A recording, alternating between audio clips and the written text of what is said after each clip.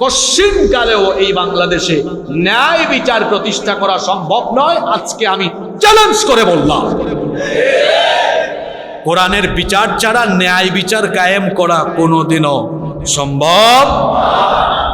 আপনাদের কি মনে হয় এই দেশের ন্যায় বিচার থাকলে শহীদ আল্লামা দেলোয়ার হুসাইন সাঈদ রাহিমাহুল্লাহ তাকে 13 বছর জেলে থাকতে হতো? এই দেশের ন্যায় বিচার থাকলে আলেমুল আমারা কি বছরের পর বছর জেলখানায় থাকতো?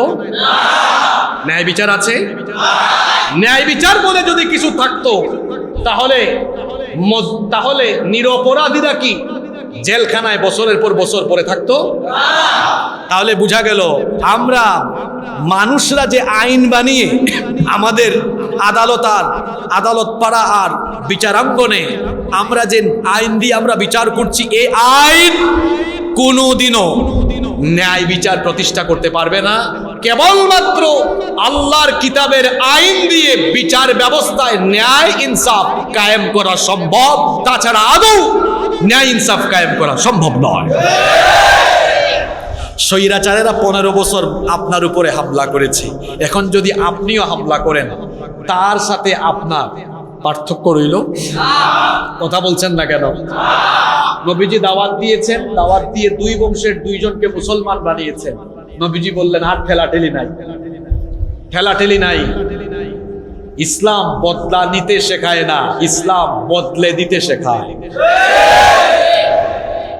স্বৈরাচাররা আপনার উপরে, আপনার দেশের উপরে নিপীড়ন চালিয়েছে, দেশকে লুটে পুটে খেয়েছে।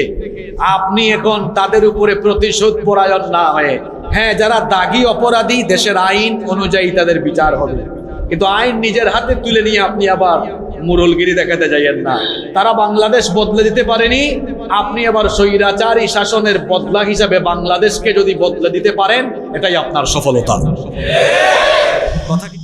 চট্টগ্রাম জেলার মিরসরাই উপজেলার অন্তর্গত পূর্ব খৈয়াছড়া কাজীর তালুক জামে মসজিদের উদ্যোগে আয়োজিত মিলাদুন নবী সাল্লাল্লাহু আলাইহি ওয়াসাল্লাম উপলক্ষে আয়োজিত আজকের এই মাহফিল ও ইসলামী সাংস্কৃতিক অনুষ্ঠান এর সমাপনী অধিবেশনের মোহতারাম শ্রদ্ধাভাজন সভাপতি, অত্র জামে মসজিদের সম্মানিত সভাপতি, এই এলাকার সর্বজন শ্রদ্ধেয় ব্যক্তিত্ব জনাব নুরুল আলম সাহেব, আতাআল্লাহু আমরাহু ওয়া বারাকাল্লাহু ফি হায়াতিহি, আমরা সকলে পড়ি আমিন। মাহফিলে আমার আগে কোরআন সুন্নাহর আলোকে অত্যন্ত তাত্ত্বিক এবং জ্ঞানগর্ভ আলোচনা পেশ করেছেন এই মিরসরাইয়ের কৃতি সন্তান বিশিষ্ট আলেমে দ্বীন আবু তুরাব কেন্দ্রীয় জামে মসজিদের সম্মানিত খতিব হযরত মাওলানা ইমদাদুল হক নিজামী হাফিজাহুল্লাহ ওয়া রাআহ। বক্তব্য রেখেছেন মাওলানা আলহাজ নিজামউদ্দিন, বক্তব্য রেখেছেন মাওলানা হাফেজ নুরুন নবী সাহেব হাফিজাহুমুল্লাহ ওয়া রাআহুম। আল্লাহ তাআলা সকলকে হায়াতান তাইয়্যিবাহ সিহহাতান কুল্লিয়া দান করেন, আমরা সকলে পড়ি আমিন। উপস্থিত হযরত উলামা ইকরাম এসেছেন, বিভিন্ন মসজিদের খুতাবা এবং আইম্মা ইকরাম,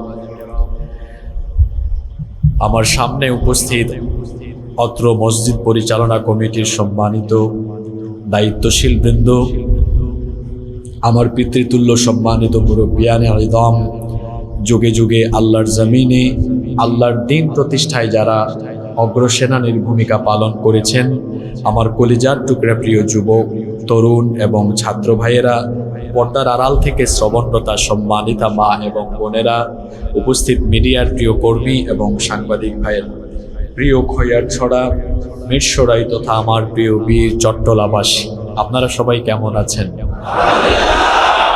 আলহামদুলিল্লাহ। আমাদের সবাইকে সুস্থতার সাথে বাঁচিয়ে রেখে আজকের এই বরকতময় মাহফিলে হাজির হওয়ার তৌফিক যিনি দান করেছেন, সবাই বলেন তো তিনি কে?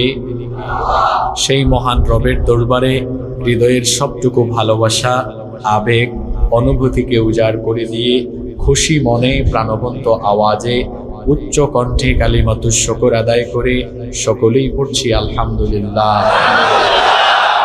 দুরুদ এবং সালাম পেশ করছি সর্বকালের সর্বযুগের সর্বশ্রেষ্ঠ মহামানব নাবিয়ুনা ওয়া সাইয়্যিদুনা ওয়া কুদওয়াতুনা মুহাম্মাদুর রাসূলুল্লাহ সাল্লাল্লাহু আলাইহি ওয়াসাল্লামের প্রতি, যাকে আল্লাহ তাআলা আমাদের জন্য হিদায়াত হিসেবে, মানব জাতির হেদায়েতের জন্য প্রেরণ করেছেন। আল্লাহুম্মা সাল্লি ওয়া সাল্লিম ওয়া বারিক আলা নাবিয়্যিনা মুহাম্মদ। সকলে পড়ছি সাল্লাল্লাহু আলাইহি ওয়াসাল্লাম। সম্মানিত উপস্থিতি, প্রচণ্ড এই শ্বাসরুদ্ধকর গরমে দীর্ঘক্ষণ আপনারা ধৈর্য ধরে আলোচনা শুনেছেন। যে ধৈর্যের পরিচয় আপনারা দিয়েছেন, এখান থেকে প্রমাণ হয় যে আপনারা আসলে আল্লাহর কিতাব কোরআনকে, আল্লাহ তাআলাকে এবং তার প্রিয় হাবিবকে আপনারা জীবনের সবকিছুর চাইতে বেশি ভালোবাসেন। আলহামদুলিল্লাহ। আমরা আজকে যুদ্ধকর যে গরমের ভেতরে কোরআন সুন্নাহর মাহফিলে বসেছি, আল্লাহ যেন আমাদের এই ত্যাগটুকুকে কবুল করে নেন। এটাকে যেন আল্লাহকে আমাদের দিন, আমাদের নাজাতের ওয়াসিলা বানিয়ে দেন। যেহেতু এখানে শ্বাসরুদ্ধকর গরম, সেই দিক বিবেচনায় আমি খুব লম্বা সময় কথা বলবো না, অত্যন্ত সংক্ষিপ্তভাবে কোরআন সুন্নাহর আলোকে সময় উপযোগী কিছু কথা আপনাদের সামনে তুলে ধরবার চেষ্টা করব ইনশাআল্লাহ। আমরা যেন মনোযোগের সাথে হেদায়েতের নিয়তে আমরা প্রত্যেকটি কথা শুনতে পারি। আল্লাহ আমাদেরকে সেই তৌফিক দান করেন। সম্মানিত উপস্থিতি, আমরা পরিবেশের দিক বিবেচনায় একটি নতুন বাংলাদেশ পেয়েছি, আলহামদুলিল্লাহ। কারণ বিগত ১.৫ যুগ এমন পরিস্থিতি বাংলাদেশে ছিল যে মানুষ তার নিজের মতামতটুকুও স্বাধীনভাবে ব্যক্ত করতে পারেনি। বাক স্বাধীনতা ছিল না, নিজের মতামত পেশ করা যেত না। আর কোরআন সুন্নাহর আয়োজন করা এটা বড় চ্যালেঞ্জের ব্যাপার ছিল। এদেশে নায়ক নায়িকা, গায়ক গায়িকারা বিভিন্ন অশ্লীল কনসার্ট আয়োজনের সুযোগ পেত, সেখানে কোনো বাধা দেওয়া হতো না। কিন্তু আল্লাহর কোরআনের মাহফিলগুলোতে বিরামহীন গতিতে ধারাবাহিকভাবে বাধা দেওয়া হতো। এই রকমের একটি পরিস্থিতি থেকে আমরা বের হয়েছি, যেখানে নামাজ পড়লেই সন্দেহ করা হতো, দাড়ি টুপি রাখলেই, একটু দিন মেনে চললেই সন্দেহ করা হতো। এ ধরনের একটি বিপর্যস্ত পরিবেশ থেকে আল্লাহ তাআলা আমাদেরকে বের করে এনেছেন। আল্লাহ তাআলা ফ্যাসিজম থেকে আমাদেরকে নাজাত দিয়েছেন। সেজন্য আমরা মহান রবের কৃতজ্ঞতা আদায় করছি, আলহামদুলিল্লাহ। সম্মানিত উপস্থিতি, এখন এই মুহূর্তে বাংলাদেশের প্রত্যেকটি মানুষকে যদি আপনি জিজ্ঞেস করেন আপনারা কেমন বাংলাদেশ দেখতে চান, সকলেই দেখবেন একই রকমের উত্তর দেয় যে আমরা একটি বৈষম্যহীন, একটি সুন্দর, আলোকিত, সোনালী বাংলাদেশ দেখতে চাই। আপনারা চান কিনা? এদেশে বৈষম্য ছিল কি ছিল না? প্রতিটি স্তরে, প্রতিটি জায়গায়, প্রত্যেকটি সেক্টরে, রন্ধ্রে রন্ধ্রে বৈষম্য, বিশৃঙ্খলা, ন্যায় ইনসাফ কেড়ে নেওয়া, জুলুম, অবিচার প্রতিটি সেক্টরেই বিদ্যমান ছিল কি ছিল না? যে সকল ছাত্র আর ছাত্রদের সাথে জনতা মিলে একটি গণ অভ্যুত্থান ঘটালো, এখন তাদের স্লোগান হচ্ছে আমরা কোটা সংস্কার করতে গিয়ে এখন রাষ্ট্র সংস্কার চেয়েছি, এখন সবাই চায় রাষ্ট্র সংস্কার, একটি বৈষম্যহীন বাংলাদেশ দেখতে চায়। এই অপশাসন, দুঃশাসন এবং রন্ধ্রে রন্ধ্রে যে সকল বিশৃঙ্খলা ঢুকে গিয়েছে, সব বিশৃঙ্খলা রোধ করে এগুলোকে সংস্কার করে একটি নতুন বাংলাদেশ সবাই দেখতে চায় কি চায় না? আপনারাও চান তো? আচ্ছা, এই নতুন বাংলাদেশ বা এই বাংলাদেশকে সংস্কার করে একটি নতুন বাংলাদেশ বানাতে হলে কোরআন সুন্নাহর কি কোনো বিকল্প আছে? জোরে বলেন, আছে? নাই। কোরআন সুন্নাহর কোনো বিকল্প নাই। আমরা যদি আমাদের প্রিয় নবী রাহমাতাল লিল আলামিন মুহাম্মদুর রাসূলুল্লাহ সাল্লাল্লাহু আলাইহি ওয়াসাল্লামের জীবনের দিকে তাকাই, আমরা দেখব যে তিনি এই পৃথিবীতে এমন এক সময় আবির্ভাব করেছেন যখন গোটা আরব জাহান তমসাচ্ছন্ন নিকষ কালো অন্ধকারে নিমজ্জিত ছিল। মানুষের অধিকার ছিল না, একটি জাহেলিয়াত বিদ্যমান ছিল। এই জাহেলিয়াতকে মূলোৎপাটন করে আল্লাহর কিতাবের আলোকে, ওহির বিধানের আলোকে একটি সোনালী সমাজ প্রতিষ্ঠা করেছেন মুহাম্মদুর রাসূলুল্লাহ সাল্লাল্লাহু আলাইহি ওয়াসাল্লাম। তিনি হচ্ছেন গোটা দুনিয়ার সর্বশ্রেষ্ঠ সমাজ সংস্কারক, সবচাইতে শ্রেষ্ঠ রাষ্ট্র সংস্কারক। আজকে যে ছাত্র জনতা স্বপ্ন দেখছে আমরা এই দেশকে সংস্কার করে নতুন বাংলাদেশ গড়ব, এই দেশকে সংস্কার করে একটি আলোকিত রাষ্ট্র গঠনের নিমিত্তে নবী করিম সাল্লাল্লাহু আলাইহি ওয়াসাল্লামের জীবন আদর্শের অনুসরণ ছাড়া বাংলাদেশকে আলোকিত বাংলাদেশ হিসেবে গড়ে তোলার কোনো সুযোগ। সেজন্যে এই দেশকে সংস্কার করতে হলে, সত্যিকারের বৈষম্যহীনভাবে এই রাষ্ট্রকে সংস্কার করে নতুন দেশ সাজাতে হলে সেটা রাসূল করিম সাল্লাল্লাহু আলাইহি ওয়াসাল্লামের আদর্শের আলোকে হতে হবে। কারণ আমাদের নবীর জীবনে, নবীজির জীবনীর ভেতরে সকল সেক্টরের জন্য আদর্শ আছে না নেই? আমার আপনার নবী রাহমাতাল লিল আলামিন প্রিয় নবী মুহাম্মদুর রাসূলুল্লাহ সাল্লাল্লাহু আলাইহি ওয়াসাল্লামকে আল্লাহ এমন এক চরিত্র দিয়েছেন, তার এই চরিত্রের ভেতরে মানব জীবনের প্রতিটি দিক এবং বিভাগের জন্য অনুসরণীয়, অনুকরণীয় আদর্শ রয়েছে। এজন্য রব্বুল আলামিন কোরআনে কারীমের 33 নম্বর সূরা সূরাতুল আহজাবের 21 নম্বর আয়াতের মধ্যে বললেন, লাকাদ কানা লাকুম ফি রাসূলিল্লাহি উসওয়াতুন হাসানাতুন লিমান কানা ইয়ারজুল্লাহা ওয়াল ইয়াওমাল আখির ওয়া যাকারাল্লাহা কাসীরা। তোমাদের মধ্যে যারা আল্লাহ আর পরকালের আশা রাখে এবং আল্লাহকে যারা অধিক স্মরণ করে তাদের জন্য রাসূল করিম সাল্লাল্লাহু আলাইহি ওয়াসাল্লামের জীবনের ভেতরেই রয়েছে সর্বোত্তম নমুনা। তিনি সব ক্ষেত্রে আমাদের জন্য আদর্শ। মানব জীবনের প্রতিটি দিক এবং বিভাগের সর্বোত্তম আদর্শ যিনি, তিনি মুহাম্মদুর রাসূলুল্লাহ সাল্লাল্লাহু আলাইহি ওয়াসাল্লাম। সেই মহামানবের আদর্শ বাদ দিয়ে আপনি সমাজতন্ত্র আর পুঁজিবাদীদের আদর্শ কিংবা মানবরচিত মতবাদ দিয়ে কোনোদিনও কোনো সমাজ বা দেশের প্রত্যাশিত সংস্কার এটা কশ্চিনকালেও সম্ভব নয়। কথা কি বোঝা যায়? আমার নবী কোন সময় পৃথিবীতে এসেছেন শুনেন। গোটা আরবে যখন হানাহানি, মারামারি, কাটাকাটি, লুণ্ঠন, চুরি, চাঁদাবাজি, ডাকাতি, যেই সময়ে নারীর কোনো ইজ্জত নাই, সম্মান নাই, মর্যাদা নাই, এতিম অসহায়দেরকে যেই সমাজে নিপীড়িত করে রাখা হয়েছে, যে সমাজে ছিল উঁচু নিচু ভেদাভেদ, সেই সমাজে নবীজি এসেছেন যেই সমাজে মানুষের মধ্যে সততা ছিল না, নীতি ছিল না, যেই সমাজের মানুষগুলোর মন মানসিকতা ছিল বর্বর, যারা ছিল জাতি হিসেবে অসভ্য, সেই জাহেলিয়াতের জেহালতপূর্ণ সমাজে একজন মহামানব আগমন করলেন।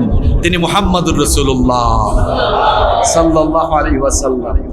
এরপরে তিনি আল্লাহর দেওয়া ওহির আলোকে, ওহির বিধান মোতাবেক সেই সমাজকে, সেই রাষ্ট্রকে এমন ভাবে সংস্কার করে দিলেন যে কিয়ামতের ঘটনা ঘটার আগ পর্যন্ত পৃথিবীতে এত সোনালী সমাজ বা রাষ্ট্র আর কেউ কোনো দিন উপহার দিতে পারবে না, বানাতে পারবে না আমার নবীর মতো। আল্লাহু আকবার।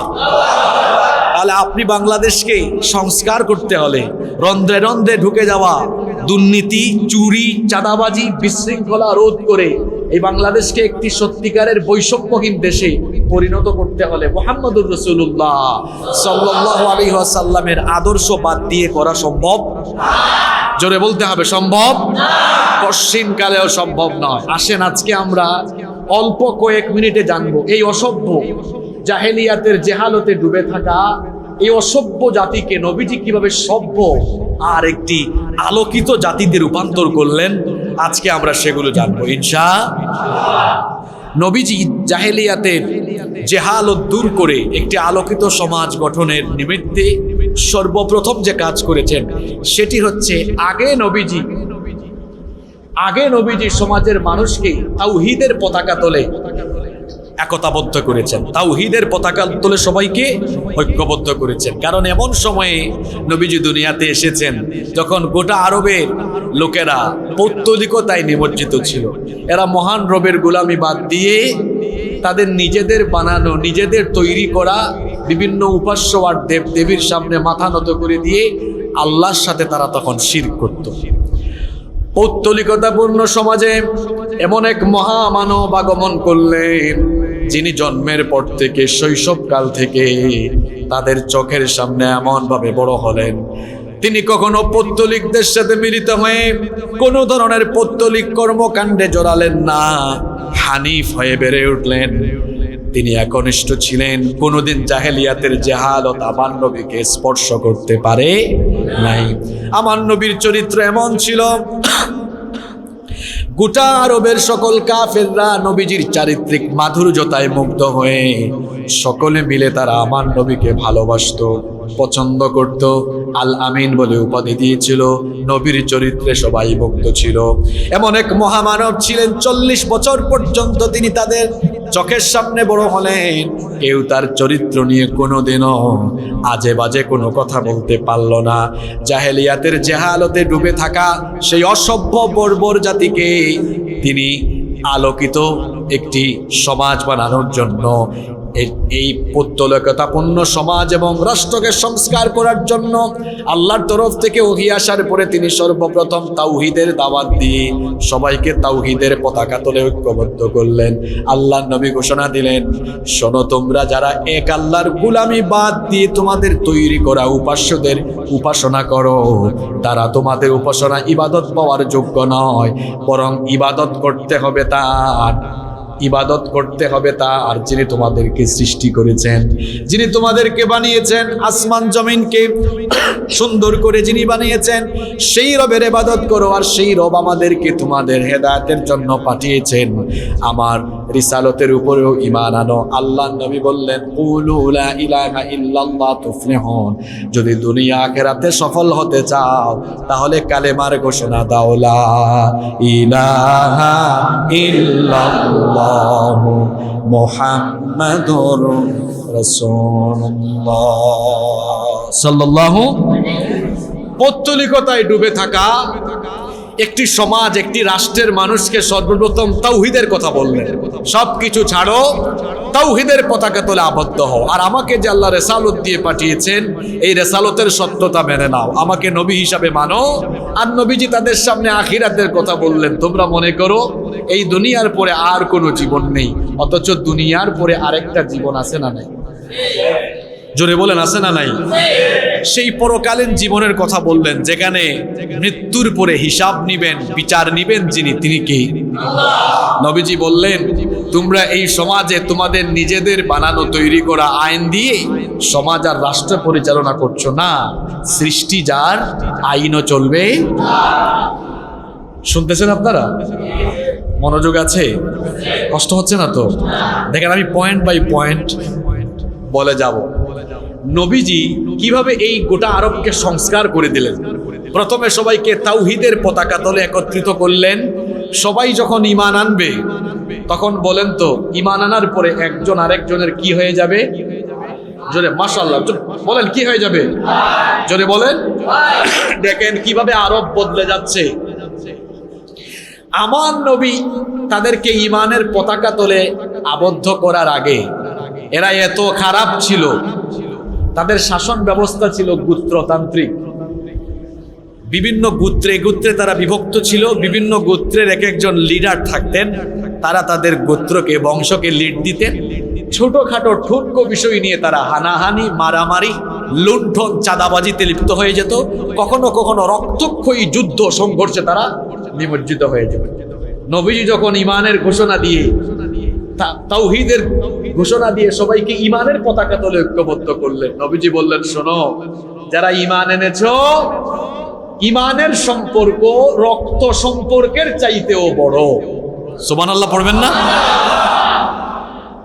ঈমানের সম্পর্ক রক্ত সম্পর্কের চাইতেও বড়। আফ্রিকা পশ্চিমা দেশে বসবাস করে এমন কোনো ব্যক্তি যদি ঈমান আনে, সে আমাদের, তার সাথে আমার রক্তের বা বংশের সম্পর্ক আছে? আছে ঈমানের সম্পর্ক। কিসের সম্পর্ক আছে? মাইক এতক্ষণ ঠিক ছিল। কি সম্পর্ক? এখন নবীজি এদেরকে যখন ঈমানি সম্পর্কে আবদ্ধ করলেন, শুনেন উদাহরণ দেই। আজকে একটু আপডেট যুগের সাথে তাল মিলিয়ে আলোচনা হবে। আমার দিকে তাকান। মনে করেন উনি আর উনি, এরা জাহেলি যুগে ঈমান আসার আগে দুই বংশের ছিলেন। এক বংশ আর এক বংশ কিলাকিলিয়া, গুতাগুতি। দুজনে যখন ঈমান এনেছে, নবীজি বললেন, শোনো, তার সাথে তুমি আর গুতাগুতি করতে পারবা না, কারণ উনি আপনার ঈমানি ভাই। সুবহানাল্লাহ। শত্রুতা আছে? আর বলেন, শত্রুতা আছে? দুশ্মনী আছে?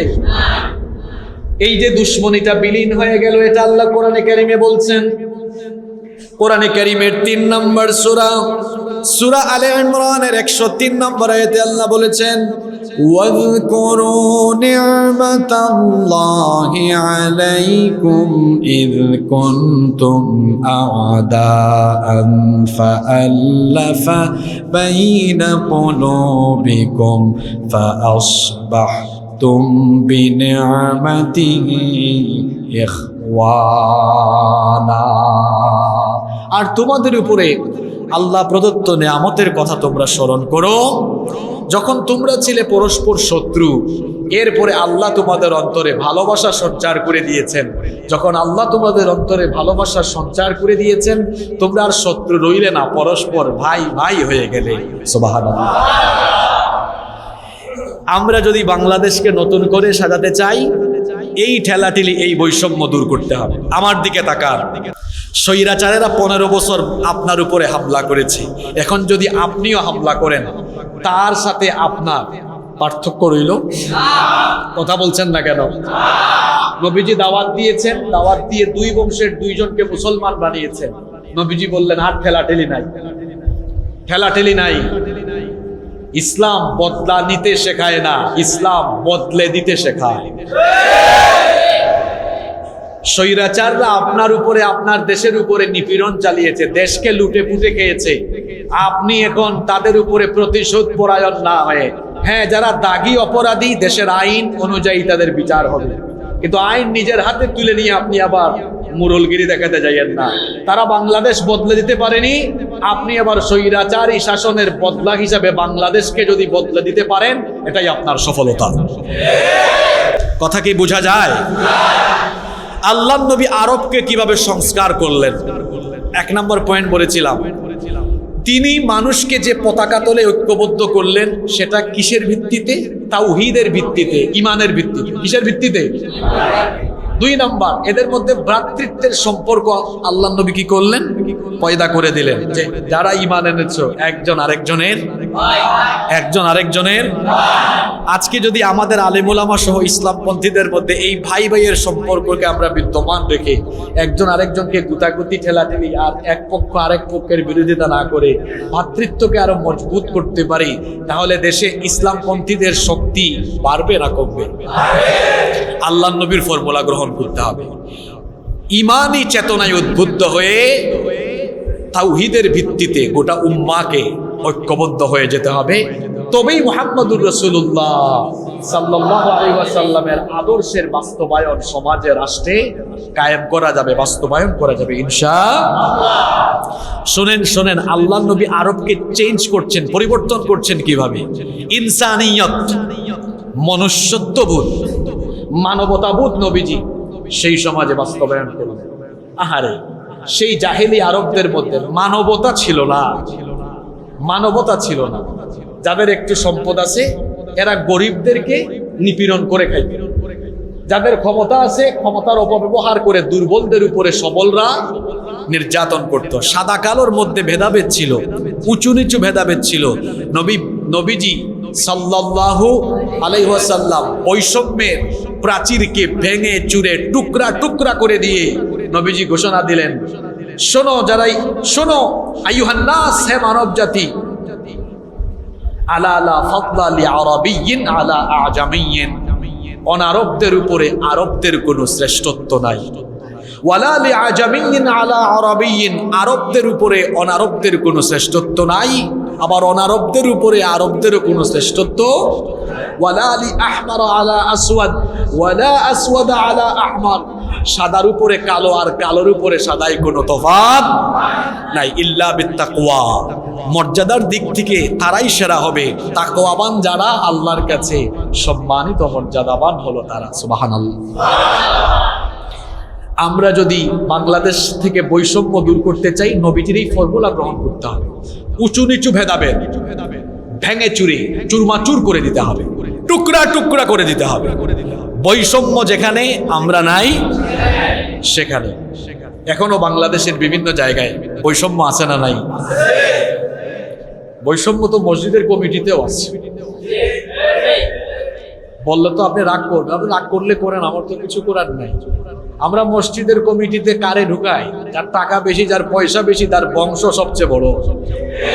আল্লাহ বলেছেন, ইন্নামা ইয়ামুরু মাসাজিদাল্লাহি মান আমানা বিল্লাহি ওয়াল ইয়াউমিল আখির। আল্লাহর ঘর মসজিদ আবাদ করবে তারা, মসজিদের ব্যবস্থাপনায় থাকবে তারা, আল্লাহ এবং আখিরাতের উপর ঈমান এনে এই অনুভূতি লালন করে জীবন পরিচালনা করে যারা আল্লাহর ঘর মসজিদ আবাদ করবে তারা। সুবহানাল্লাহ। বৈষম্য কোথায় নাই? আমাদের যাদের একটু টাকা পয়সা বেশি, যাদের টাকা পয়সা কম, আমরা তাদের সাথে আচার আচরণের বৈষম্য করি। আজকে বিয়ে শাড়িতে গিয়ে দেখেন ওখানেও বৈষম্য। সমাজের প্রতিটি সেক্টরে বৈষম্য ঢুকে গিয়েছে। নবী করিম সাল্লাল্লাহু আলাইহি ওয়াসাল্লাম বলছেন, মানুষে মানুষে কোনো ভেদাভেদ নাই, আমার শরীরে যে রক্ত আপনার শরীরেও সেই রক্ত। সুবহানাল্লাহ। আমরা যদি এই বাংলাদেশকে একটি সত্যিকারের সোনালী বাংলাদেশে আমরা যদি রূপান্তর করতে চাই, তাহলে নবীজির এই আদর্শকে গ্রহণ করে আমরা ইনসানিয়ত, মনুষ্যত্ববোধ, মানবতাবোধকে যদি আমরা বাস্তবায়ন করতে পারি, তাহলে এই বাংলাদেশকে বৈষম্যহীন করে বাংলাদেশকে রূপান্তর করা যাবে ইনশাআল্লাহ। নবী করিম সাল্লাল্লাহু আলাইহি ওয়াসাল্লাম আরবকে বদলে দিলেন কিভাবে দেখেন। সেই সমাজে নারীর প্রতি চরম বৈষম্য করা হতো। বর্তমানেও নারীদের প্রতি বৈষম্য আমার সমাজে এবং দেশে আছে না নাই? জাহেলি যুগের সেই জাহালতে ডুবে থাকা মানুষগুলো নারীদের প্রতি কেমন বৈষম্য করত শুনেন। নারীদেরকে তারা এমন ভাবে বৈষম্যের চোখে দেখত। নারীদের সেই সমাজে কোনো অধিকার ছিল না, মর্যাদা ছিল না, সম্মান ছিল না। কন্যা সন্তান জন্ম নেওয়া মাত্র জীবিত অবস্থায় সেই সমাজে কন্যা সন্তানকে কবর দিয়ে ফেলা হতো। মেয়ে সন্তান জন্ম দিলে মেয়ে সন্তানকে সাথে সাথে কবর দিয়ে ফেলা হতো। সেই সমাজে কন্যা সন্তান জন্ম দেওয়াকে তারা অভিশাপ মনে করত। বর্তমান যুগে তো আল্ট্রাস্নো আছে, সেই যুগে আল্ট্রাস্নো ছিল না। যদি আল্ট্রাস্নো থাকতো তাহলে সেই যুগের কাফিরেরা, সেই যুগের অসভ্য লোকেরা পেটের ভেতরে থাকতেই অ্যাবর্ষণ করে কন্যা সন্তানদের ভ্রূণগুলোকে তারা নষ্ট করে ফেলতো। সেই যুগে তো আল্ট্রাস্নো ছিল না। এজন্য জন্মের পরে জাহেলিয়াতের জাহালতে ডুবে থাকা সেই যুগের অসভ্য মানুষগুলো নারীদের প্রতি এমন বৈষম্যপূর্ণ আচরণ করত। আল্লাহ তাআলা কোরআনে কারিমে তাদের কথা বলছেন। কোরআনে কারিমের 16 নম্বর সূরা নাহলের 59 নম্বর আয়াত থেকে আল্লাহ বলছেন, وَإِذَا بُشِّرَ أَحَدُهُم بِالْأُنثَى ظَلَّ وَجْهُهُ مُسْوَدًّا وَهُوَ كَظِيمٌ। আর যখন তাদের কাউকে কন্যা সন্তান জন্মের সংবাদ দেওয়া হতো, সঙ্গে সঙ্গে চেহারা মলিন হয়ে যেত, চেহারা কালো হয়ে যেত। আর তারা কন্যা সন্তান জন্ম দেওয়াকে তাদের জন্য গ্লানিকর মনে করত। ইয়াতাওয়ারা মিনাল কওমি মিন সুই মা বুশিরা বিহি আয়ুমসিকুহু আলা হুনিন আম ইয়াদুসসুহু ফিত তুরাবি আলা সাআ মা কন্যা সন্তান জন্ম নিলে লজ্জায় তারা তাদের কওম থেকে পলায়ন করবে, নাকি সেই কন্যা সন্তানকে রেখে দিবে, নাকি মাটিতে পুঁতে ফেলবে, এ বিষয়ে তারা দ্বিধাহীনতায় পড়ে যেত। কন্যা সন্তান জন্ম নিলেই তারা এভাবে করে জীবিত অবস্থায় কবর দিয়ে দিত। জাহেলি যুগের জাহেলদের চাইতে আধুনিক জাহেলি যুগের অনেক বর্বর মানুষরা আরো খারাপ। এখন তো আলট্রাসাউন্ডের কারণে পেটে সন্তান আসা মাত্র জানা যায় এটা ছেলে না মেয়ে। আমার সমাজে এমন বহু অসভ্য লোক আছে, স্ত্রীর পেটে যখন সন্তান আসে আলট্রাসাউন্ড করে যদি জানে এটা কন্যা সন্তান, অ্যাবর্শন করে পেটের ভেতরেই মেরে ফেলে। এমন ডাকাত আমার সমাজে আছে না নাই? আধুনিক যুগের জেহালতে গুলো। পার্শ্ববর্তী দেশে তো এরকম বিপুল পরিমাণে ভ্রূণ হত্যা হচ্ছে। আলট্রাসাউন্ড করে দেখেছে মেয়ে, মেরে ফেলছে। আল্লাহ কোরআনে প্রশ্ন করছেন, বিআইয়ি দামবিন কুতিলাত, কোন অপরাধে এই মেয়েগুলোকে তোমরা হত্যা করছো? সেই সময় আল্লাহর নবী পৃথিবীতে এসে বললেন, খবরদার, নারীর প্রতি বৈষম্যপূর্ণ আচরণ করো না। যে ঘরে কন্যা সন্তানের জন্ম হয় সেই ঘরে আল্লাহ রহমতের ফেরেশতা পাঠান। সুবহানাল্লাহ। নারীর অধিকার প্রতিষ্ঠা হলো। কন্যা হিসাবে, মেয়ে হিসাবে, বোন হিসাবে, স্ত্রী হিসাবে, মা হিসাবে ইসলাম নারীর অধিকার প্রতিষ্ঠা করল। যেহেতু খুব গরম, আমি লম্বা চূড়া কথা বলবো না, আপনাদেরকে সংক্ষেপে বলছি, শোনেন। নারীর বৈষম্য নবীজি দূর করল। আজকের এই বাংলাদেশেও নারীর প্রতি বৈষম্য আছে না নাই? এত আসতে বললেন, আছে না নাই? আপনার ঘরেই আছে। আপনি মেয়ের চাইতে ছেলেকে বেশি মহব্বত করেন, আপনি বৈষম্য করলেন। অথচ আল্লাহর নবী বলেছেন, যে ব্যক্তি ছেলে মেয়ে লালন পালনে ইনসাফ করে না সে কোনোদিনও জান্নাতে যেতে পারবে না। ছেলেকে মাছের মাথা আর মেয়েকে লেজ দেয়। মেয়ে অসুস্থ হইলে এলাকার ডাক্তার, ছেলে অসুস্থ হইলে একদম শহরে। এই যে আপনি বেইনসাফি করলেন, এমনকি সম্পদ বন্টনের জন্য ইসলাম যে বন্টন নীতি দিয়েছে সেই বন্টন নীতি অনেকে মানে না। ছেলেকে দেয়, মেয়েকে দেয় না। এই বৈষম্য আছে না নাই? আমাদের ঘরে বৈষম্য, সমাজে বৈষম্য, শিক্ষা প্রতিষ্ঠানে বৈষম্য। কিরকম বৈষম্য?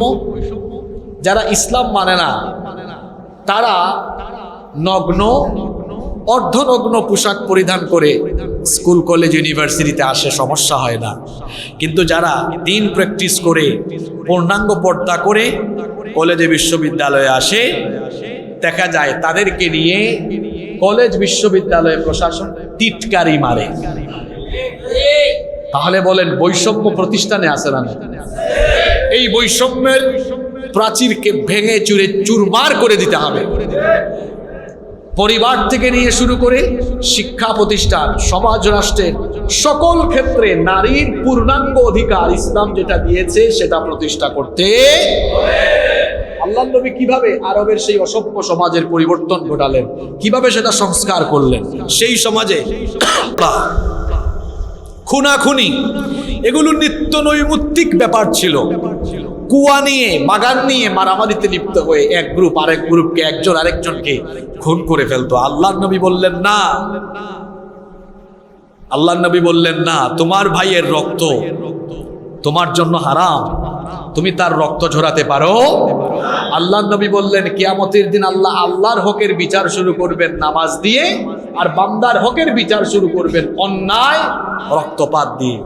আজ আমরা বাংলাদেশকে নতুন করে যদি সাজাতে চাই, তাহলে এই আদর্শ নবীজি গ্রহণ করতে হবে। আমরা তো গত 15 বছরে দেখেছি যে তাদের নীতি আদর্শ কিংবা তাদের মতাদর্শের বাইরে কোনো কথা বললেই রক্তপাত, জেলখানা, আয়নাঘর, নির্যাতন, নিপীড়ন, কোনো কোনো ক্ষেত্রে ফাঁসিতে ঝুলিয়ে মারা কিংবা বিচার বহির্ভূত কায়দায় মানুষকে মেরে ফেলা।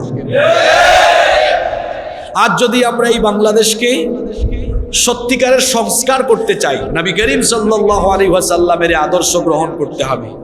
মানুষের রক্ত আর জীবনের নিরাপত্তা দিতে হবে। আমার দেশে মানুষের জীবনের নিরাপত্তার বড় অভাব। সুতরাং এই দেশকে সত্যিকারের বৈষম্যহীন একটি দেশে আমরা যদি এই দেশকে রূপান্তর করতে চাই, তাহলে নবী করিম সাল্লাল্লাহু আলাইহি সাল্লামের আদর্শকে গ্রহণ করতে হবে। সেই যুগে এতিমের কোনো অধিকার ছিল না, এতিমের মাল লুণ্ঠন করা হতো। আজকের এই যুগেও এতিমের মাল লুণ্ঠন করা, এতিমের মাল জোর জবরদস্তি করে আত্মসাৎ করে দখল করে খেয়ে ফেলা আছে না নাই? আর বাংলাদেশের জনগণ সবচেয়ে বড় এতিম। জনগণের সম্পদ, দেশের সম্পদ লুটপাট করে আত্মসাৎ করে এদেশের বিখ্যাত চোরেরা দেশের সম্পদ চুরি করে বিদেশে নিয়ে তারা তাদের সম্পদের পাহাড় গড়েছে। আল্লাহর নবী কিভাবে সেই অসভ্য সমাজকে পরিবর্তন করলেন দেখেন। সেই যুগে বিচার, ন্যায় বিচার ছিলই না। যাদের বংশ বড়, গোত্র বড়, যাদের শক্তি বেশি, তারা দুর্বলদের উপরে কর্তৃত্ব করত। আর দুর্বলরা সবসময় ন্যায় বিচার থেকে কি হয়ে যেত? বঞ্চিত হয়ে যেত। কিন্তু আল্লাহর নবী এমন এক সমাজ প্রতিষ্ঠা করলেন কোরআনের আলোকে, যেখানে এমন ইনসাফ কায়েম করলেন যে অপরাধী সে যদি নিজের কাছের কেউ হয়, অপরাধীকে অপরাধের সাজা ভোগ করতে হবে। আল্লাহর নবী সুবিচার কায়েম করলেন। আমরা যদি সত্যিকারের একটি বৈষম্যহীন বাংলাদেশ বানাতে চাই, তাহলে ন্যায় বিচার কায়েম করতে হবে। যে সমাজে বা যে রাষ্ট্রে বিচার ব্যবস্থা ভেঙে যায়, ওই সমাজ বা ওই রাষ্ট্র একেবারে ধ্বংসের কিনারে চলে যায়। দেখেন, আমরা বাংলাদেশে স্বাধীনতার পর থেকে সুবিচারের চেয়ে অবিচার বেশি দেখেছি। যে যখন ক্ষমতা পেয়েছে সে তার নিজের দলের স্বার্থকে বড় করে দেখেছে, আর তার বিরোধী পক্ষকে বিচারের নামে অবিচার করে করে একেবারে নিঃশেষ করে ফেলেছে। আহারে, ন্যায় বিচার বঞ্চিত, নিরপরাধী মানুষদেরকে আদালত পাড়ায় হয়রানি করা হতো, আর সত্যিকারের অপরাধীরা জেলখানা, আদালত পাড়ার বাহিরে রাস্তাঘাটে বুক ফুলিয়ে ঘোরাফেরা করত। জাহেলিয়াতের জেহালতকে দূর করে নবীজি আল্লাহর কিতাব কোরআনের বিচার ব্যবস্থা যখন কায়েম করলেন, আল্লাহর নবীর আদালতের বিচারের নমুনা কেমন। আমার একটা ঘটনা মনে পড়ল, ঘটনাটা কি বলবো? মাখজুমিয়া গোত্রের কুরাইশি একজন নারী, সম্ভ্রান্ত বংশের মহিলা, চুরি করে ধরা পড়লেন। আল্লাহর নবীর আদালতে এই মহিলাকে যখন হাজির করা হলো, সাহাবীরা চিন্তা করলেন যে এই মহিলা নামি দামি বংশের মহিলা, এখন যদি নবীজি কোরআন দিয়ে বিচার করে মহিলাকে শাস্তি হিসাবে এই মহিলার হাত কাটার আদেশ দেন, তাহলে তো ওই বংশের ইজ্জত সম্মান বলতে আর কিছুই থাকবে না। সাহাবীরা চিন্তা করলেন, নামি দামি বংশ তো, ওই বংশের মান ইজ্জত বাঁচানো দরকার। সাহাবীরা উসামা ইবনু যায়েদ রাদিয়াল্লাহু আনহুকে বললেন, ভাই, রাসূলুল্লাহ সাল্লাল্লাহু আলাইহি ওয়াসাল্লাম তোমাকে বড় পছন্দ করেন, তুমি নবীজির কাছে যাও, গিয়ে সুপারিশ করো নবীজির জন্য মহিলার শাস্তি একটু কমায়া দেন, একটু হালকা করে দেন। তিনি যখন সুপারিশ নিয়ে গেলেন, আল্লাহর নবী তখন বললেন, এত বড় দুঃসাহস কি করে হলো তোমাদের? আল্লাহর কিতাবের আইনের বিপরীতে তোমরা আমাকে বিচার হালকা করতে বলছো। সাহাবীরা শুনো, আজ যদি আদালতে এই সম্ভ্রান্ত বংশের নারী না হয়ে আমার নিজের মেয়ে ফাতেমা হতো, তাহলে আমি বিচারক হয়ে ন্যায় বিচার করে আমি আমার মেয়ের বিরুদ্ধে অভিযোগ প্রমাণিত হলে তার বিরুদ্ধে রায় দিয়ে জল্লাদ দিয়ে না, আমার মেয়ের হাত আমি নিজেই কেটে ফেলে দিলাম। কি ন্যায় বিচার কায়েম করেছেন, কি ন্যায় বিচার কায়েম করেছেন, সুবহানাল্লাহ। আর আমরা যদি একটু ক্ষমতা পাই, আমার দলের 7 খুন, জোরে বলেন 7 খুন, এই বাংলাদেশকে সংস্কার করতে চান, বৈষম্যহীন বানাতে চান, আদালত পাড়ায় মানুষ যেন সত্যিকারের ন্যায় বিচার পায়, এটা করতে চান, তাহলে নবী করিম সাল্লাল্লাহু আলাইহি ওয়াসাল্লামকে বিচার ব্যবস্থার আদর্শ হিসাবে গ্রহণ করে কুরআন ভিত্তিক বিচার ব্যবস্থা যখন কায়েম হবে, তখনই এই বাংলাদেশের প্রতিটি মানুষ ন্যায় বিচার পাবে। নইলে ন্যায় বিচারের স্লোগান দিয়ে দিয়ে মুখ দিয়ে ফেনা বের হবে। কশিন কালেও এই বাংলাদেশে ন্যায় বিচার প্রতিষ্ঠা করা সম্ভব নয়। আজকে আমি চ্যালেঞ্জ করে বললাম, কোরআনের বিচার ছাড়া ন্যায় বিচার কায়েম করা কোনোদিনও সম্ভব। আপনাদের কি মনে হয় এই দেশের ন্যায় বিচার থাকলে শহীদ আল্লামা দেলোয়ার হোসেন সাঈদ রাহিমাহুল্লাহ তাকে 13 বছর জেলে থাকতে হতো? এই দেশের ন্যায় বিচার থাকলে আলেম উলামারা কি বছরের পর বছর জেলখানায় থাকতো? ন্যায় বিচার আছে? ন্যায় বিচার বলে যদি কিছু থাকতো তাহলে নিরপরাধীরা কি জেলখানায় বছরের পর বছর পরে থাকতো? তাহলে বোঝা গেল আমরা মানুষরা যে আইন বানিয়ে আমাদের আদালত পাড়া আর বিচারাঙ্গনে আমরা যে আইন দিয়ে আমরা বিচার করছি, এই আইন কোনোদিনও ন্যায় বিচার প্রতিষ্ঠা করতে পারবে না। কেবলমাত্র আল্লাহর কিতাবের আইন দিয়ে বিচার ব্যবস্থায় ন্যায় ইনসাফ কায়েম করা সম্ভব, তাছাড়া আদৌ ন্যায় ইনসাফ কায়েম করা সম্ভব নয়। কিভাবে বদলে দিলেন আমার নবী, ন্যায় বিচার কায়েম করলেন। দাসত্ব প্রথা ছিল, বাজারে যেমন মাছ কেনা বেচা হয়, সেই যুগে দাস কেনা বেচা করা হয়, আর দাসদের কোনো মর্যাদাই ছিল না। আল্লাহর নবী তিনি এমন এক মহামানব, তিনি এসে এই দাস প্রথা মূলে কুঠারাঘাত করলেন, এটার মূল উৎপাটন করে দিলেন। আল্লাহর নবী নিজেই অনেক দাসদেরকে মুক্ত করে করে আজাদ করে দিলেন। সুবহানাল্লাহ।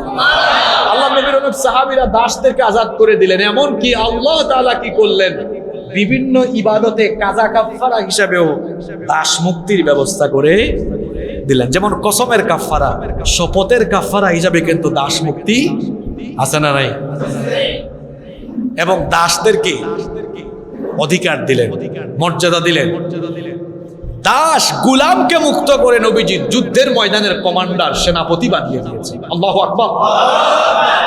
দাসকে মুক্ত করে আজাদ করে দিয়ে নবীজি ইসলামের প্রথম শ্রেষ্ঠ মুয়াজ্জিন বানিয়ে দিলেন বিলাল রাদিয়াল্লাহু। দেখেন আমার সমাজে বাংলাদেশকে সংস্কার করবেন কেমনে আপনারা? আপনাদের এলাকার নাম কি? পূর্ব খৈয়াছড়া। আপনাদের এলাকায় হয়তো এগুলা নেই, বিভিন্ন এলাকায় আছে। মনে করেন এলাকার নামি দামি বংশ না, একটা মেধাবী ছেলে, যোগ্যতা আছে, দক্ষতা আছে।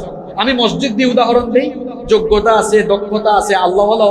যদি বলেন এরা সভাপতি, বলেন অমুক বংশের, হে তার বংশ পরিচয় জানো? বৈষম্য আছে না নাই? আর আল্লাহ নবী কি করেছেন?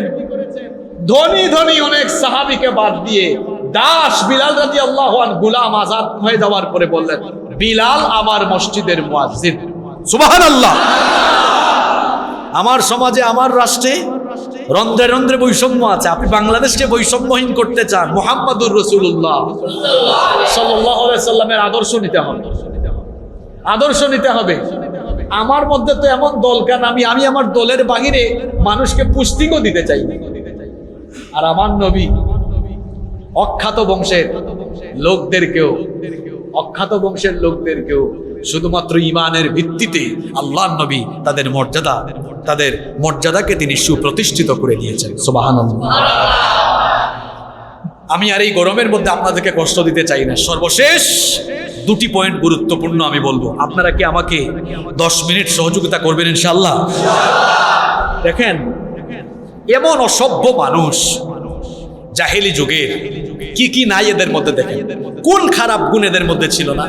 নারী নিয়ে, মদ নিয়ে পড়ে থাকতো, জিনা, বেবিচার, লুটপাট, চাঁদাবাজি, অন্যায়, অপকর্ম, বিশৃঙ্খলা, হানাহানি, মারামারি, কাটাকাটি, যত ধরনের মানবীয় অপকর্ম আছে সকল অপকর্ম জাহেলি যুগের সেই অসভ্য বর্বর সমাজের মানুষের মধ্যে বিদ্যমান ছিল।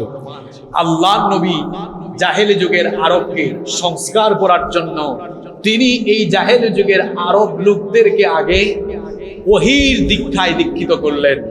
কারণ আপনি সমাজ বদলাতে হলে, রাষ্ট্র বদলাতে হলে সমাজ আর রাষ্ট্রের মানুষকে আগে বদলাতে হবে।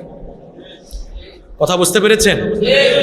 আপনারা স্লোগান দেন না, আল কোরআনের আলো ঘরে ঘরে জ্বালো, এটা ভুল। আল্লাহর নবী আল কোরআনের আলো আগে মানুষের হৃদয়ে হৃদয়ে জ্বালিয়েছেন। আল্লাহর নবী দাওয়াত দিয়েছেন, ঈমান এনেছে, আল্লাহর নবী ওই সাহাবীর দিলের ভেতরে আলো ঢুকায় দিয়েছেন, কোরআনের আলো। সুবহানাল্লাহ। আবু বকর ঈমান এনেছেন, আবু বকর আসো, আল্লাহ এই সূরা নাজিল করেছেন, শোনো। আবু বকরকে তিলাওয়াত শুনিয়ে দিলেন, জনগণকে কোরআন শুনিয়ে দিলেন। আল্লাহর নবী সর্বপ্রথম ওহীর দীক্ষায়, কোরআনের দীক্ষায় জাহেলি যুগের জেহালতে ডুবে থাকা মানুষগুলোকে কোরআনের আলোয় আগে আলোকিত করলেন। কোরআনের আলোয় ওহীর শিক্ষায় শিক্ষিত, ওহীর দীক্ষায় দীক্ষিত করার কারণে এই মানুষগুলো কেমনে পরিবর্তন হলো দেখেন। যারা নিয়মিত চাঁদাবাজি করত, ডাকাতি করত, চুরি করত, লুটপাট করত, নবীজি এদেরকে কোরআনের শিক্ষা দিলেন, এরা পরিবর্তিত হয়ে গিয়ে আর চোর না, এরা এখন মানুষের সম্পদে, মানুষের টাকা পয়সা, বাড়িঘর সম্পদে চোর না, ডাকাত না, পাহারাদার হয়ে গেল। সুবহানাল্লাহ পড়তে ইচ্ছে করে না? সমাজ বদলাতে চান? মাইকে আর টিভির সামনে বক্তৃতা দিয়া যে উপদেষ্টা যারা আছেন তাদেরকে বলছি, পারবেন না। আগে বাংলাদেশের প্রত্যেকটি শিক্ষা প্রতিষ্ঠানে দ্বীনি শিক্ষা, কুরআনী শিক্ষা বাধ্যতামূলক করে তার পাশাপাশি দেশের আলেম সমাজকে ডেকে নিয়ে সম্মানের সাথে বলুন, এই দেশে প্রতিটি বিশ্ববিদ্যালয়ে, প্রতিটি কলেজে, পাড়ায় পাড়ায়, এলাকায় এলাকায় আপনারা মানুষের মাঝে কোরআন প্রচার করেন। আপনারা ওপেনলি মানুষকে কোরআন বুঝান, যাতে করে মানুষ কোরআনের আলোয় আলোকিত হয়। মানুষের অন্তরে কোরআন ঢুকালে পরে এই আলোকিত মানুষগুলোকে দিয়ে আলোকিত বাংলাদেশ করা সম্ভব হবে। আপনি স্লোগান দিবেন, এর প্রতিফলন কোনোদিনও ঘটবে। কথা কি বোঝা যায়? বোঝা যায় না বাবা? বোঝা যায় তো? আমার চাচা একটু তালে তালে পাইরা দিচ্ছেন আর কি। শোনেন, আল্লাহর নবী জাহেলি যুগে সেই জাহালতে ডুবে থাকা আরব সমাজকে সমাজ সংস্কার, রাষ্ট্র সংস্কারের আগে নবীজি করেছেন মানব সংস্কার। কি সংস্কার? জোরে বলেন। কোন অমর পরিবর্তন হলো? যে অমর ইসলাম বিরোধী ছিলেন, সেই অমরকে নবীজি কালেমা পড়িয়ে কোরআনের আলোয় আলোকিত করলেন। সেই অমর হয়ে গেলেন ইসলামের পক্ষের এক বীর সিপাহ সালার। সুবহানাল্লাহ। আল্লাহর নবী মানুষ গড়ে তুলেছেন কোরআন দিয়ে। কি দিয়ে? বাংলাদেশকে যদি আমরা বৈষম্যহীন করতে চাই, এই দেশকে যদি সত্যিকারের সংস্কার করতে চাই, স্বৈরাচারদের রেখে যাওয়া ঢোল, তবলা আর গান বাজনা যুক্ত, নাটক ফাটক যুক্ত তাদের এই অপশিক্ষার কবর রচনা করে দ্বীনি শিক্ষার সাথে জাগতিক শিক্ষার কম্বিনেশন ঘটিয়ে বাস্তব ভিত্তিক শিক্ষা ব্যবস্থা প্রণয়ন করে যদি এই জাতির সন্তানদেরকে সঠিক শিক্ষা দেওয়া যায়, এরা শিক্ষিত হয়ে যখন বাংলাদেশের রাষ্ট্র পরিচালনার বিভিন্ন জায়গায় সেক্টরে সেক্টরে বসবে, তখন তারা চুরি, ডাকাতি, লুটপাটের পরিবর্তে তারা দেশের স্বাধীনতা, সার্বভৌমত্বকে রক্ষা করে এই দেশকে তারা উন্নয়ন, অগ্রগতি আর সমৃদ্ধির চূড়ান্ত শিখরে পৌঁছে দিবে। আমাদের দেশে বিভিন্ন মসজিদে মাঝে মাঝে জুতা চুরির ঘটনা ঘটে। মসজিদে জুতা চুরি হয় না? জুতা চোর। আর ঢাকাতে বড় কোনো অফিসে বসে কলমের খোঁচায় 100 কোটি 200 কোটি বা এমপি মন্ত্রী হয়ে 2000-3000 কোটি চুরি করে। এখন আপনারা বলেন, যে লোকটা মাস্টার ডিগ্রি কমপ্লিট করে চুরি করে, সেই শিক্ষিত চোর আর মসজিদের জুতা চোর হয়তো প্রাইমারি পাস করেছে, আধা শিক্ষিত, অর্ধশিক্ষিত বা একদম অশিক্ষিত। এই মসজিদের জুতা চোর আর অফিসের কলমের খোঁচায় কোটি কোটি টাকা চুরি করা চোর, এই দুই চোরের ক্যাটাগরি কি সমান? লেভেল কি সমান? একটা শিক্ষিত আর একটা দেশের জন্য ভয়াবহ কোনটা? কথা বলেন না কেন?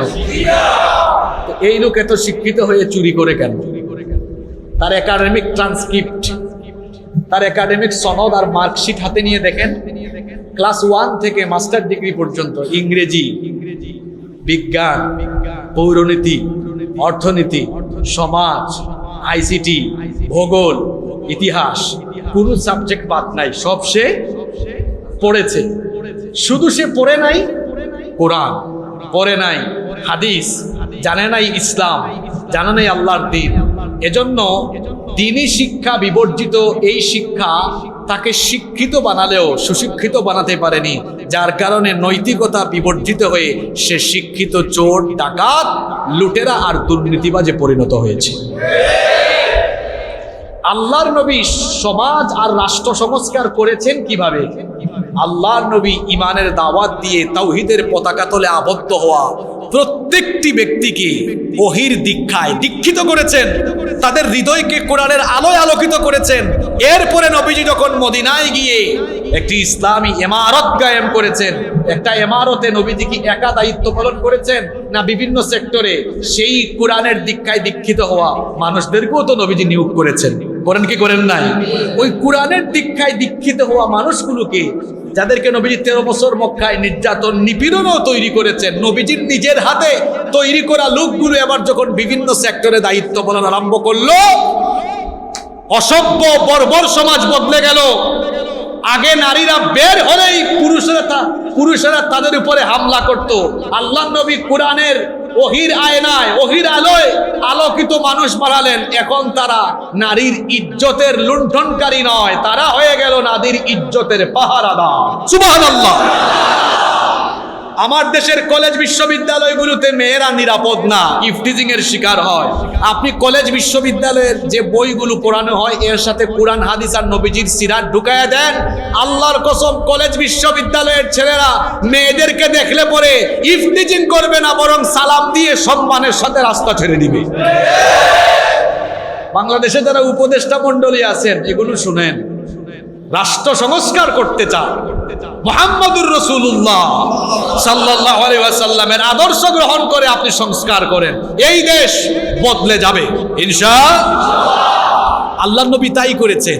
চিন্তা করেন তো, জাহেলি যুগের কুখ্যাত চোর, কুখ্যাত ডাকাত, ঈমান আনার পরে নবীজি এদেরকে ওহীর আলোয় আলোকিত করার পরে এরা হয়ে গেল সমাজের সবচাইতে ভালো মানুষ। সুবহানাল্লাহ। আল্লাহর নবী কি করলেন? সেই আরবকে সংস্কারের জন্য আগে আরবের মানব সংস্কার করলেন। যারা তাওহীদের পতাকা তলে আবদ্ধ হলো, আল্লাহর নবী এদেরকে ওহীর দীক্ষায় দীক্ষিত করলেন। রব্বুল আলামিন এই কথা কোরআনে কারীমের 3 নম্বর সূরা আলে ইমরানের 164 নম্বর আয়াতে বলছেন, লাকাদ মান্নাল্লাহু আলাল মুমিনিনা ইয বাআসা ফীহিম রাসূলাম মিন আনফুসিহিম ইয়াতলু আলাইহিম আয়াতিহি ওয়া يزكيهم ويعلمهم الكتاب والحكمة وإن كانوا من قبل لفي ضلال مبين। আল্লাহ তাআলা বললেন, অবশ্যই মুমিনদের উপরে আল্লাহ অনুগ্রহ করেছেন যে তিনি তাদের মধ্য থেকে একজনকে রাসূল হিসাবে প্রেরণ করলেন, যিনি তাদেরকে আল্লাহর আয়াতগুলো তেলাওয়াত করে শোনান এবং আল্লাহর আয়াতগুলোর তেলাওয়াত করে করে তাদেরকে পবিত্র আর পরিশুদ্ধ করেন। তাদের জীবনকে পরিশুদ্ধ করার পাশাপাশি ওয়ায়ুআল্লিমুহুমুল কিতাবা ওয়াল হিকমা, তিনি তাদেরকে আল্লাহর কিতাবের জ্ঞান, বিজ্ঞান আর হিকমত প্রজ্ঞা এগুলো তাদেরকে দীক্ষা দেন। ওয়া ইন কানু মিন ক্বাবলু লাফি দালালিম মুবিন, আল্লাহর কাছ থেকে ওহীর জ্ঞান আসার আগ পর্যন্ত এরা ছিল সুস্পষ্ট গুমরাহির ভেতরে নিমজ্জিত। সুস্পষ্ট গুমরাহিতে নিমজ্জিত থাকা জাহেলে যুগের সেই বর্বর অসভ্য মানুষগুলোকে আল্লাহর নবী যখন আল্লাহর কিতাবের জ্ঞান দিয়ে যখন তাদেরকে আলোকিত করলেন, এই আলোকিত মানুষগুলোকে দিয়ে আল্লাহর নবী আলোকিত সমাজ, আলোকিত একটি রাষ্ট্র গঠন করলেন। আপনারা বলেন, নবীজির মতো আদর্শ রাষ্ট্রপ্রধান পৃথিবীতে আজ পর্যন্ত এসেছে? এসেছে? আসার সম্ভাবনা আছে? বাংলাদেশকে আপনারা কত বছর হইল স্বাধীনতার পরে? ৭১ থেকে ২৪, কত? ৫৩ বছরে বদলাইতে পারেন না। নবীজি ১৩-১৪ বছরেই বদলে দিয়েছে। সুবহানাল্লাহ পড়তে ইচ্ছে করে না? আপনারা ৫৩ বছরে না, ৫৩ বছরে না, ৫৩০ বছরেও বাংলাদেশকে বদলাতে পারবেন না যদি আপনারা আপনাদের তৈরি করা আইন দিয়ে বাংলাদেশ চালান। যদি আপনারা আল্লাহর কোরআনের আইন গ্রহণ করে নেন, ৫৩ বছর না, আগামী ৫ বছরে বাংলাদেশ বদলে যাবে।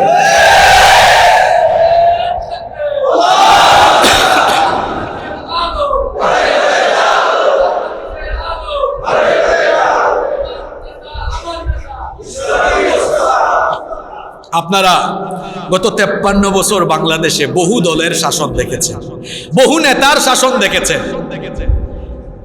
যে দল আর যে নেতারাই যখন দায়িত্ব পেয়েছেন, চুরি কম হোক বেশি হোক সবাই করেছেন, একমাত্র ইসলামপন্থীরা বাদে।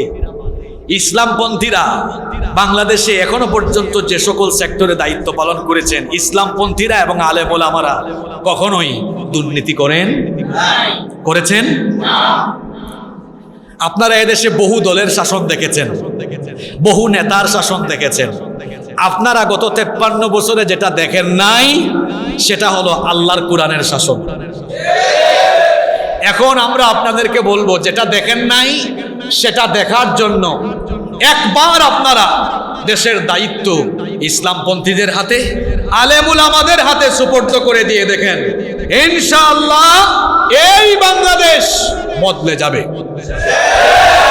ইনশাআল্লাহ। আলেমুল আমারে যে চুরি করবে না, এর একটা উদাহরণ আপনাদেরকে দেই। আপনারা জানেন বাংলাদেশে বহু ইসলামী দল আছে। বিভিন্ন ইসলামী দলের অনেক ব্যক্তিবর্গ এবং আলেম ওলামারা দেশের তৃণমূল পর্যায় থেকে ঊর্ধ্বতন পর্যায় পর্যন্ত বিভিন্ন সময় দায়িত্ব পালন করেছেন।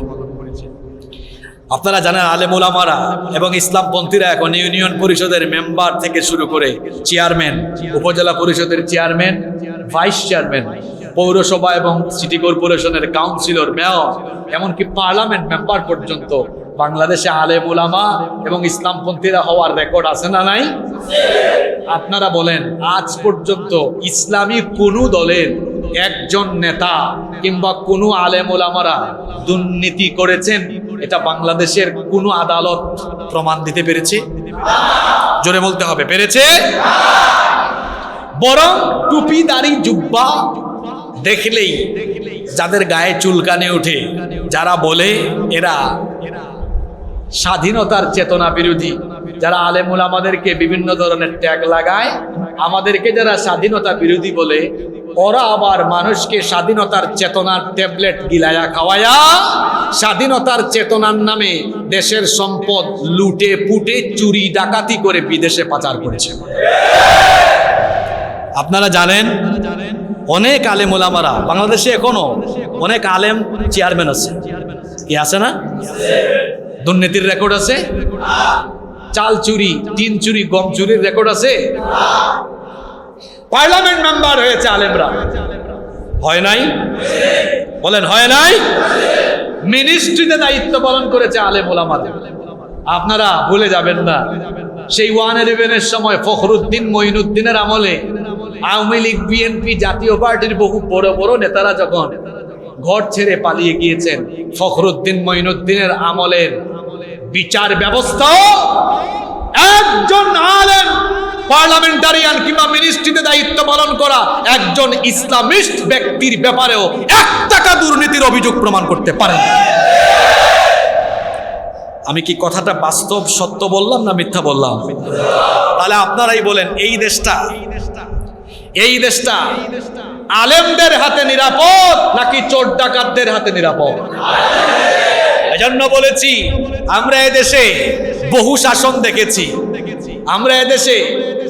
শাসন দেখেছি, সব কিছু দেখা শেষ। এখন আমরা চাই আল কোরআনের বাংলাদেশ।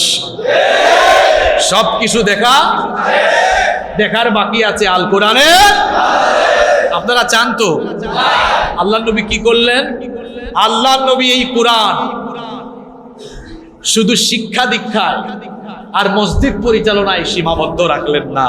শেষ পয়েন্টটা শুনেন, শেষ ভালো যার সব ভালো।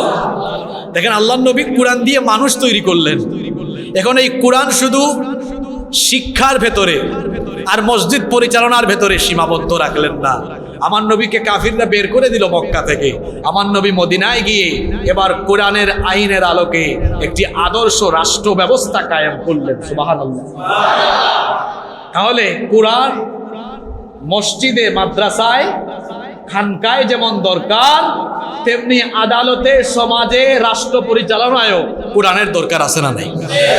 জোরে বলেন, দরকার আছে না নাই? আমার নবী এবার আল কোরআনের রাষ্ট্র কায়েম করলেন, এমন এক রাষ্ট্র কায়েম করলেন। এবার এই রাষ্ট্রে অবিচার নাই। ওই যে বিচারের তো একটা ঘটনা একটু আগে শোনাইলাম। আল্লাহ নবী ক্ষমতায়, মানে আল্লাহ নবী রাষ্ট্র ক্ষমতায়, কোরআন দিয়ে দেশ চলছে। আল্লাহ নবী বিচার করেছেন, অবিচার হয়েছে? জোরে বলতে হবে, অবিচার হয়েছে? চুরি, ডাকাতি, লুণ্ঠন, চাঁদাবাজি সবকিছু বিলীন হয়ে গেল। একটি সত্যিকারের আলোকিত রাষ্ট্র গঠন হয়ে গেল। সুবহানাল্লাহ। আমরা যদি এই বাংলাদেশকে একটি বৈষম্যহীন এবং উন্নয়ন আর সমৃদ্ধিতে পরিপূর্ণ একটি বাংলাদেশ দেখতে চাই, তাহলে আমাদেরকেও মুহাম্মদুর রাসূলুল্লাহ সাল্লাল্লাহু আলাইহি ওয়াসাল্লামের আদর্শে উজ্জীবিত হয়ে নবীজির তরিকায়, নবীজির আদর্শের আলোকে এই দেশকে যদি আমরা পরিচালনা জায়গায় নিয়ে যেতে পারি, তাহলে এই বাংলাদেশ সত্যিকারের সোনার বাংলাদেশে পরিণত হবে ইনশাআল্লাহ।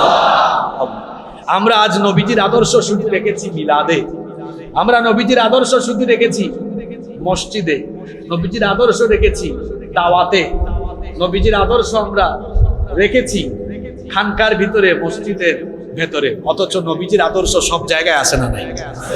সব জায়গায় আসে না নাই?